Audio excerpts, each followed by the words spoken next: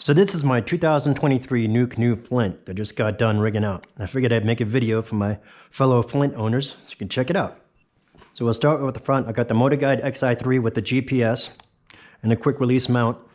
What I did with the quick release on the motor is I just took a piece of paracord. I got a Cabela's in the boat section. I thought it matched pretty well.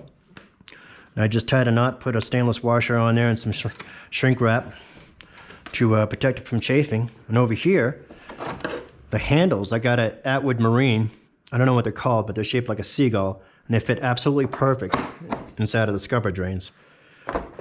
For my retrieval system, I've got the same handle, but I went with the collar I got from a company called Sniper Air Industries, and they make Hobie and Vibe parts, but I think it's a lot better looking than the Garmin Live Scope, so we'll see how that holds up. When you get the motor, you got to put the prop on, and so there's no torque spec on it. So what I did was I just butted up against it, made sure there was no side-to-side play, and then just did like less than a quarter turn, and it seems to be fine. The lock on the quick release is a number 3 master lock. So it's a composite mount, and about this mount, so this is the mounting plate you get for your Motor Guide from Nucanoe. When you get the plate, you get these 2 holes that are slotted, and you got to mount the quick release plate for the Motor Guide to it from underneath. Pretty simple. But after you snug those bolts down, you still have about an 1/8 inch of play in the plate itself. Just using the handle alone, eventually you're going to work those loose and pull those inserts right out. So what I did was I just screwed an 1.5 inch quartz thread screw into the front of it. When you do that, don't go by the center of the plate, go by the center of the boat. And if you don't do that, eventually you're going to rip these out. There's just no way that's going to hold up over time. So if you get this plate, you definitely want to consider doing that. So I'm going to be using the motor and the fish finder on another boat as well, so I had to make it all detachable. So what I did was use Anderson plugs for the power, Yak Attack through-haul wire router, Yak Attack through-haul wire connector for the fish finder. And over here on my transducer mount, I have the Yak Attack switchblade. And when you buy the Yak Attack fish finder mount, you get this center arm, which raises it up about 18 inches. Well, I didn't need it that high, so I took it out, and notice I could use it for my switchblade mount. So it raises it up just enough over the gunnel so I can get it over the side, and it actually rests on the gunnel just a little bit. With the mount itself, put that little sponge on there to kind of help it when I'm transporting it, and I'll put a little Velcro tie on there as well.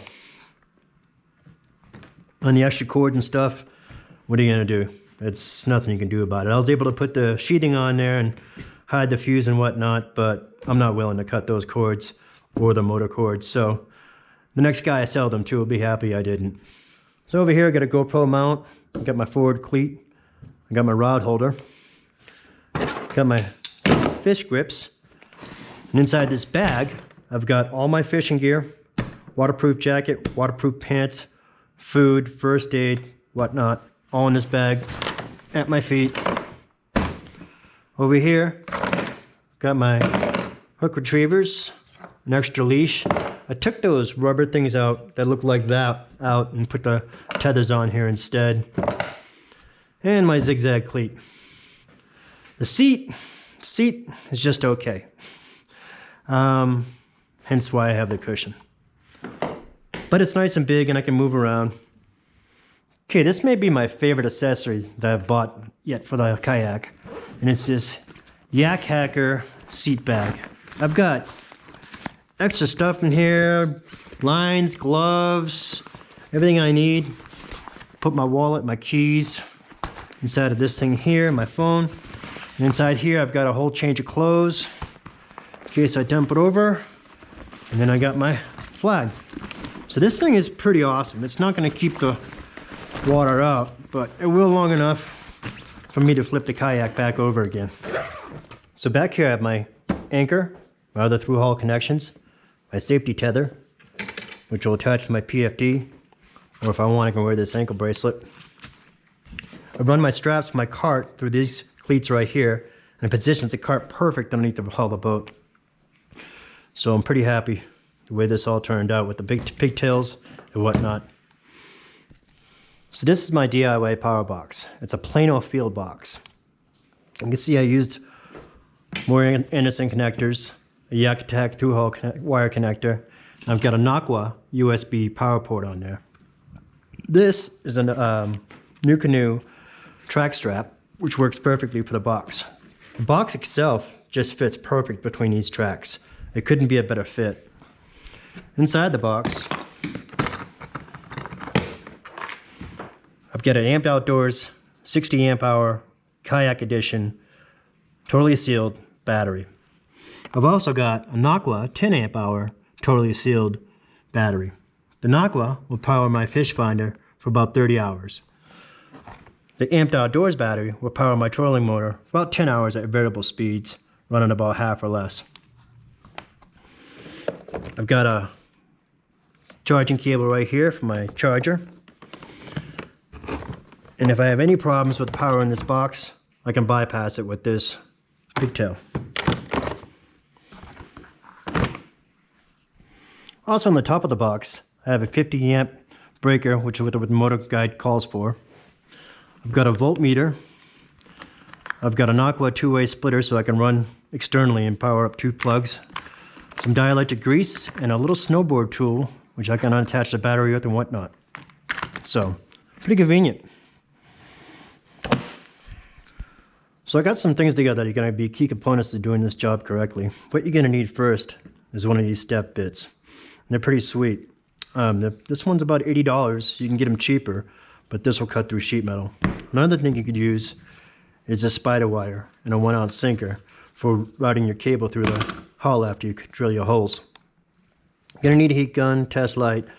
These right here, these connectors, the solder connectors, are amazing. I haven't had one problem with any connection I made with these. These are the best. You're going to want to use marine 8-gauge wire. It's pretty flexible, but once you cut the sheathing back, it's much easier to work with. For my fish finder and whatnot, I use 20-gauge marine wire with the Anderson plugs. Now with the Anderson plugs, don't be afraid to do the soldering job. It's pretty simple. You can use a regular torch on a bottle, or I got this thing here, which makes it just so much easier. Just remember when you're doing it and you're filling with solder and you're going to put the cable in, don't jam it in there or you'll get solder on the side you have to file off later to get inside the housing. So, a nice heat gun's pretty nice. And yeah, now to make my pigtail, I had to find a 2-pin connector wire. Nucanoe doesn't sell them like this. Yakatac doesn't sell them like this. There's only one company on Amazon that makes them like this. They work with Yakatac through-hole connectors just fine, but you only catch about 2 threads on the nut that goes on them. So, I don't know. If I look harder, maybe I can find them. Maybe you can find them. But this is what you're going to need to make a pigtail to route for your fish finder. I might end up having to cut apart a couple $14 Yakatac through-hole connectors to make it happen, but we'll see. So this is about all I have for this rigging video. I have 160 videos on YouTube. And other than the risk of death and serious injury, this is about the hardest video I had to make. So thanks to the guys out there that take the time to make these videos and give us some good information and the inspiration to do this. It's a lot of fun.